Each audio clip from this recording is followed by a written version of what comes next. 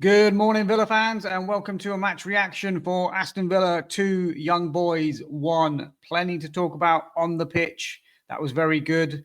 And unfortunately, some to talk about off the pitch, in the stands, crowd trouble, marring this victory for Villa and 2 goals for Daniel Marlon. But let's rewind it back. Team lineup-wise, couple of, rotation that we expected, I suppose.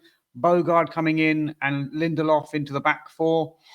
The graphic at the beginning of the game said that Lindelof could be playing at right back, which kind of worried me. But it looked like, obviously, Bogard definitely played at right back, Lindelof at centre back. So, yeah, I thought Bogard did okay, to be fair. Not too bad at right back himself. Ahead of that, we saw Amadou Onana getting a start with Yuri Tielemans in the double pivot, so double Belgian in there. And then ahead of that, Jadon Sancho, Guessand, Rodgers, and Marlon getting the nod up front. So Watkins finding himself on the bench with an unfamiliar face in Harvey Elliott on the bench as well.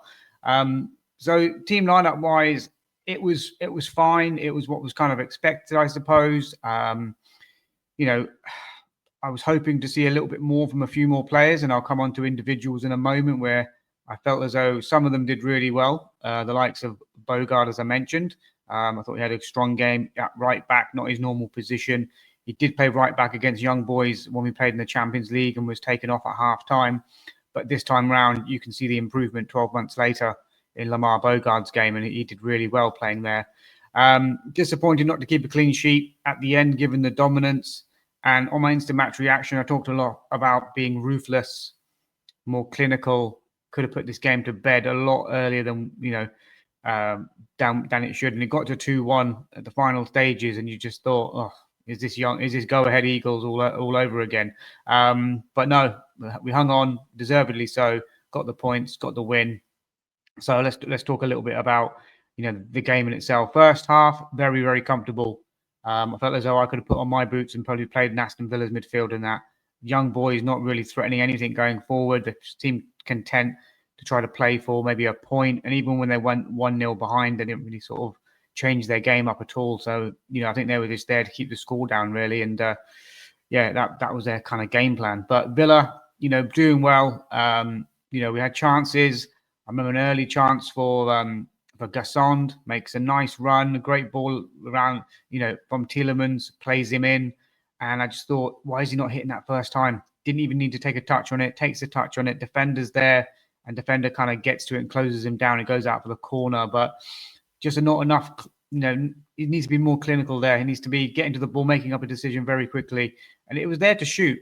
Didn't even have to take a touch. So for me, Guessand, not very good. I'll come on to player ratings as well for me.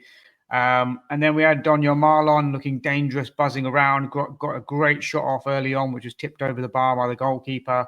So that was an early chance for Villa as well. We were peppering the goal a little bit, looking dangerous on the edge of the box, putting some crosses into the box on Amadou Onana, heading one back across to Daniel Marlon. Marlon couldn't connect with it, and that could have been an early goal for us as well. So, we could have been 2-3 up in the first sort of half an hour or so, and the game could have been put to bed, very much in the first half. But we did take the lead. Lovely sort of blighted ball in from Yuri Tielemans. Daniel Marlon getting his head to it. Keeper gets a hand to it, squirms, I think, off the post and in, but it's 1-0. Daniel Marlon scores, runs away to celebrate, goes towards the away fans to celebrate, and then is pelted with bottles, and the seats are being ripped up as well. And I just did not expect that from the Young Boys fans. I thought they'd be a bit more relaxed, a bit more placid, a bit more calm. You just don't associate that with Swiss football. Really, it's not really been their thing. But really surprised that they reacted in the way they did. And then obviously continuing it as well and fighting with the police and things like that, throwing punches at police officers. It was just like, I think UEFA are going to have to look at this and maybe, fine them, maybe give them sort of, match bans and things like that, where they can't play their home games in their own stadium. But yeah, it was really just uncalled for. Daniel Marlon, he's gone over to that side. Maybe in hindsight he shouldn't have, but he's not inciting. He's just celebrating. and it's just it's just taken the wrong way really. So I just it was 1-0 Aston Villa at that point, and happy days. And then it was easy. It was easy street in that first half. We're knocking the ball around possession wise, creating chances, and then we go 2-0 up as well. And again, it's a lovely ball into centre midfield. Morgan Rogers takes it superbly past his man, sets the ball into Guessand, who's running at full pace at this point, runs into the box, gets his shot off early as well. There wasn't any sort of hesitation, gets the shot off, and it beats the keeper. It's 2-0. And by that point, you're thinking the game is done and dusted because Villa were in complete control. Possession, chances, young boys, I don't think threatened at all. I think they had one chance, but that was given offside earlier in the move. Apart from that, I don't really recall Emi Martinez having anything to do in that first half, really.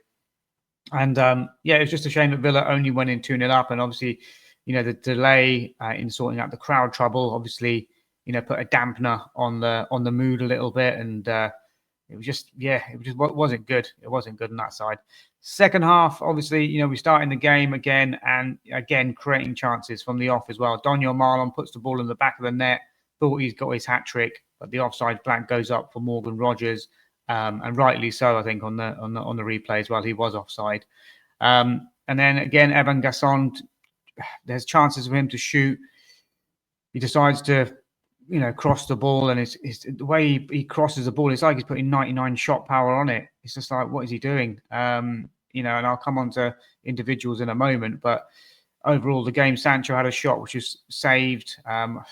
Thought he did okay, but nothing special. I'll come on to him as well with my player ratings. And then we kind of took our foot off the gas. The subs made a big difference. Obviously, Guessand Malen coming off after about, was it 65 minutes or something like that? I think it was, when 4 subs. Ollie Watkins coming on to replace him. Morgan Rogers coming off as well. And we just kind of lost the flow of the game a little bit, lost a little bit of control.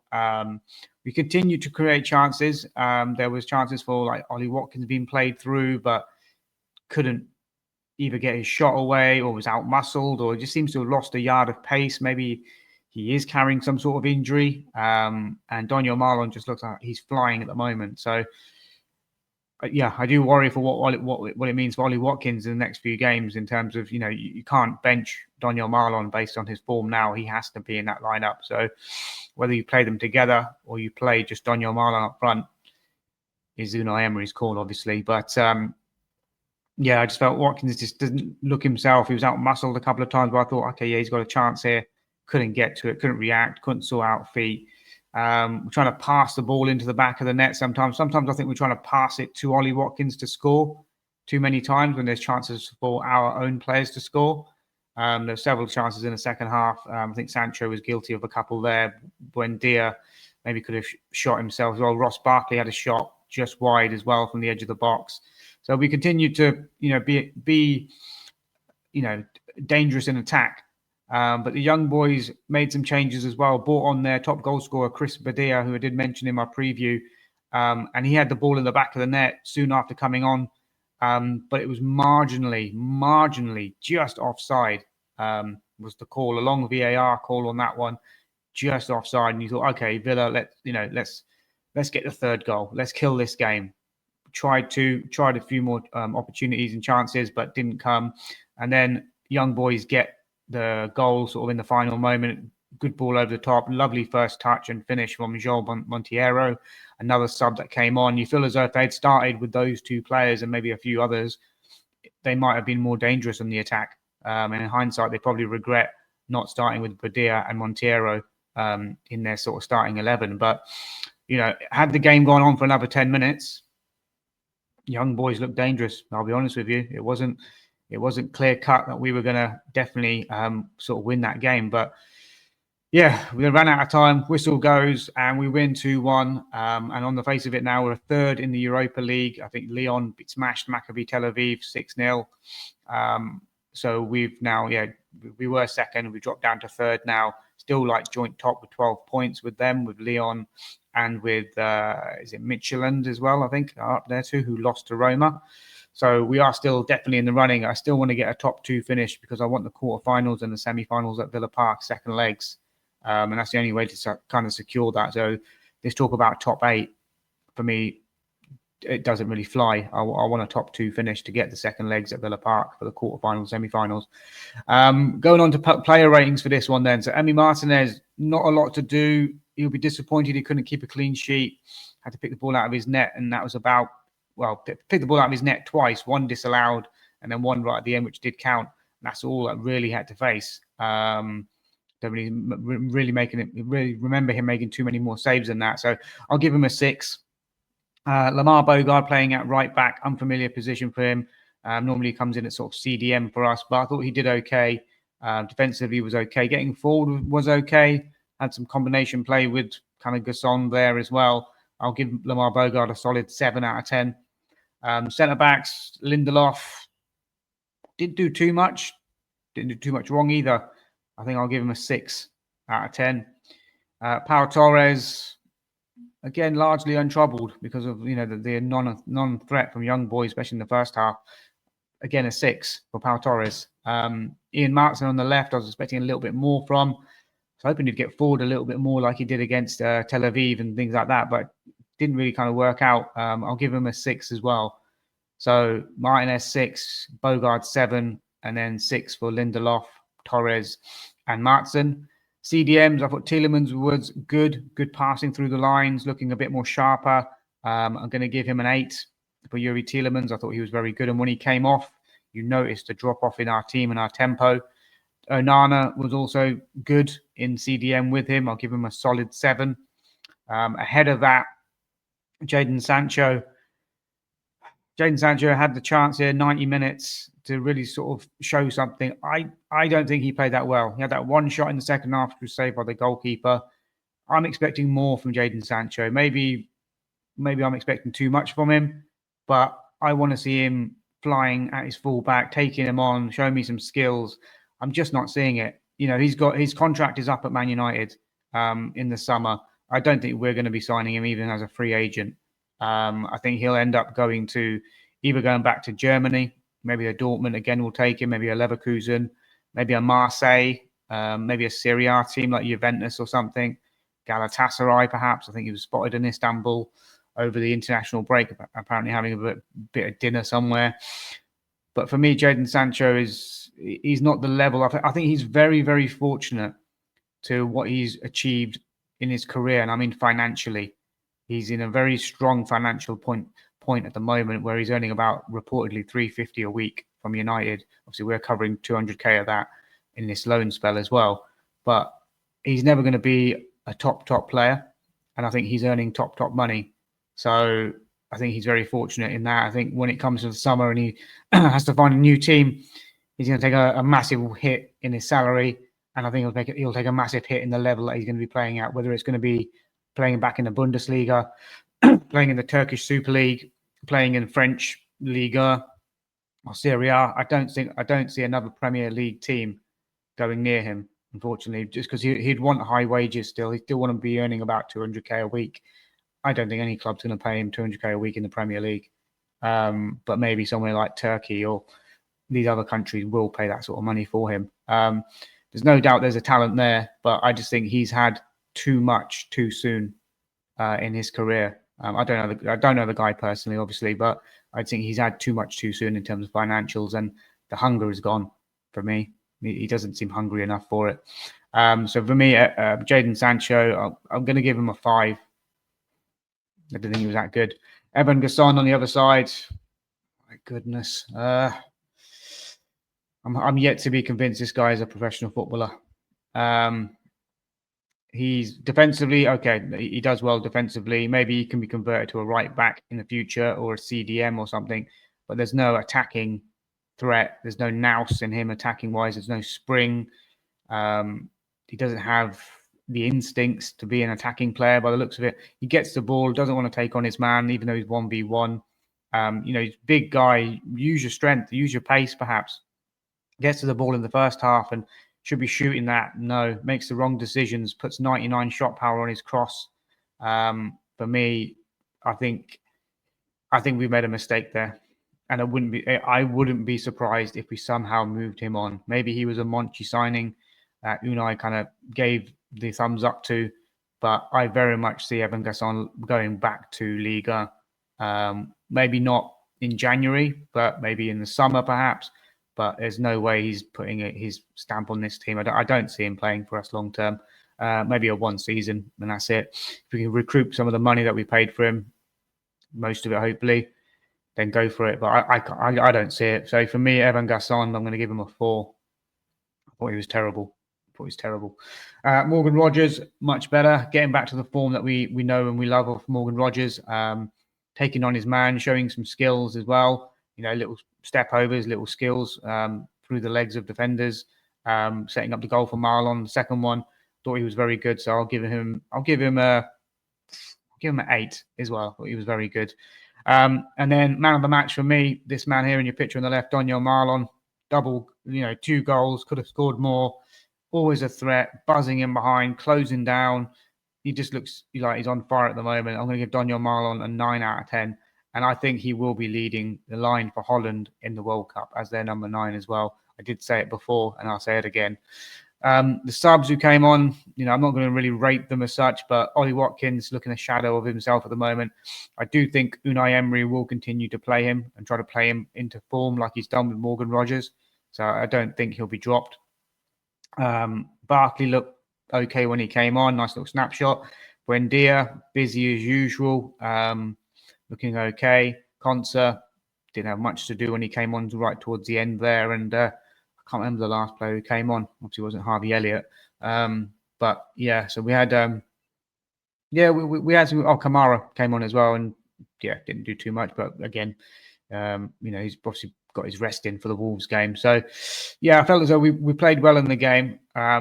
Deserved the win, obviously. A few performers like the Sanchos and Guessand didn't really take their chances for me. And I've heard some other podcasts say that Sancho played really well. I don't know. Maybe my expectations are higher than that. I don't know. But for what we're paying him, 200 grand a week, I'm not seeing the hunger from him. So that's just disappointing. So looking ahead to Wolves, just very quickly, this is the type of game, bottom of the league. Wolves haven't won. I don't think they've won all season, have they? It's the type of banana skin that could trip up Aston Villa. Need to go into it confident. We can't go into it, thinking we're just going to win. Need to play the game. Need to beat them. Take them seriously. They will have danger players in their lineup. Strand Larsen, Yi Chan is up front as well. He's quite dangerous at some points, and you can guarantee that those two are going to somehow click on Sunday at Villa Park and cause us trouble.